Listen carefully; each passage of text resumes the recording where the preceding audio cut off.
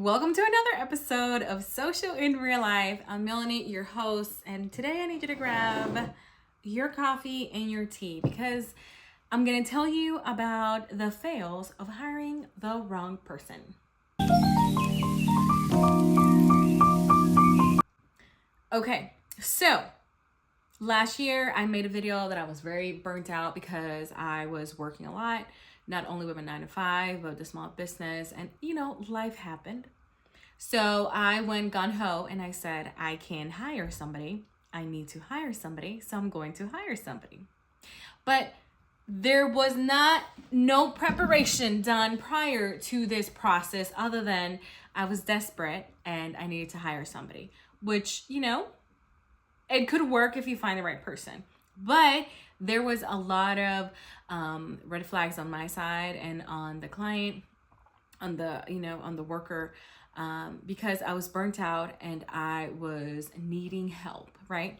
So when you're burnt out and you're looking for help, it's like adding more to your plate. So first thing up front, if you know you're burnt out, you need to delegate this task to one of those HR hiring firms. They're online, they're virtual. I didn't know nothing about that, but that is a wonderful place for you to start because then they will do all the processing. You give them everything you're looking for and then they do that. Well, I didn't do that because I didn't know any better. Okay. So I went ahead and hired somebody, right? And here's the things that you need to know prior to hiring somebody. Number one, do some research. Take your time finding somebody. I'm not saying months, but at least 1 or 2 weeks where you're going through resumes and looking at everything before hiring. Number two, look for somebody that has the skill set or similar skill set to what you need in your business. Okay. Number three, somebody willing to learn and represent your brand in the form that you need them to do that. And number four, you need to have training prepared and ready, okay, to train this individual. Though that is the baseline. That is the baseline. Okay, now I'm going to tell you what I didn't do. Okay, I didn't do no research. I hired the first person that came because I was so burnt out. I just want to get it done. It was so much. Number three, the individual had a skill set, but not the skill set that I needed for my business. Okay. And number four, I had training for that person, but I didn't follow up. I didn't go ahead and made some hey, let me, do this for me before we start working on clients. And that cost me a lot of money. And it would too, okay?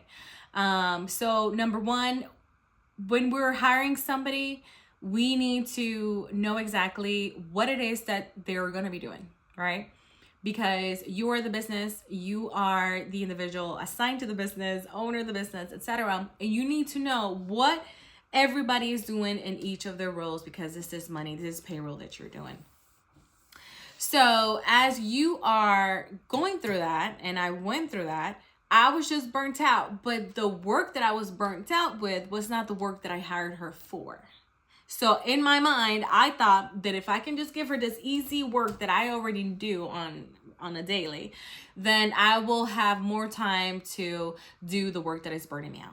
Which essentially I should have hired somebody else to do part of the burnout work, right? So that was my biggest problem. I did not know what it is that I needed to delegate. And that was an issue because then I just hired somebody based on their qualifications, which were great, just not for what I was looking for.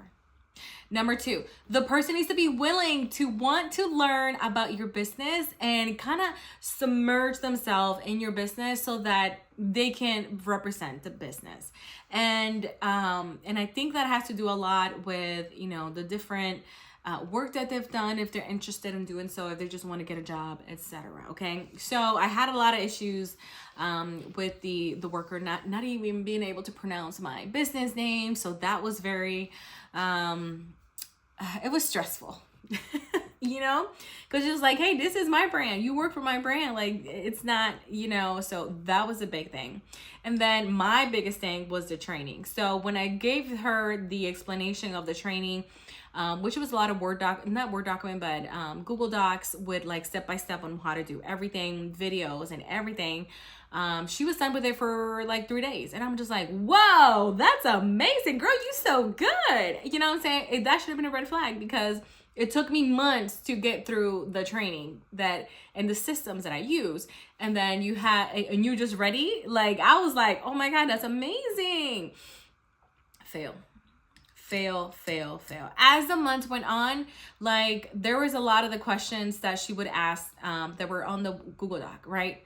So I would be doing something else, and I would get a call on how to do this and how to do that. And I'm like, it's in the Google Doc. Okay, I already told you about this. And I understand that it's going to take time. It's going to take 30 days, but I was already burnt out with the work that I was burnt out with. And I just needed for the employee to just do that for me, in my experience, it just felt like itty bitty parts. So that was very stressful.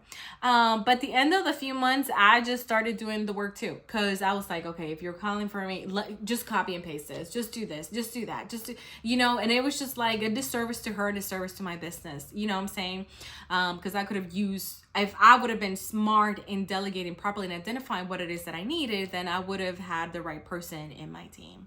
So what happened was I no longer have that employee, but I am so happy that this happened. I know it's kind of crazy, because now I'm ready. Okay. I am not doing for the future. I am not hiring anybody. Okay. I'm going to outsource the hiring. I'm going to give the hiring company everything that I need so they can find the right fit for me, and then I can interview at the end and see if we're a good fit for the brand.